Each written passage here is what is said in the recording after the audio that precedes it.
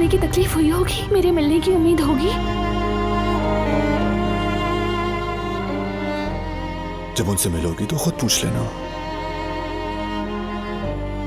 फिक्र मत करो, ढूंढ लेना।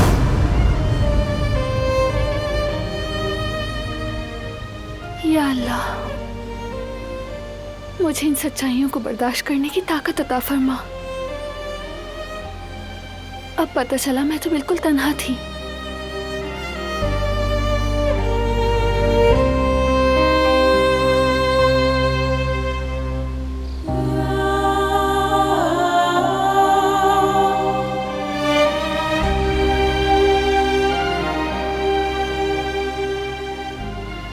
शुक्र है बारान तो है,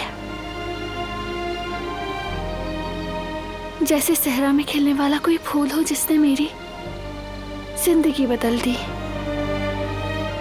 उसे खूबसूरत बना दिया। मेरी तन्हाई में एक सहारा मिल गया, एक हमसफर बन गया।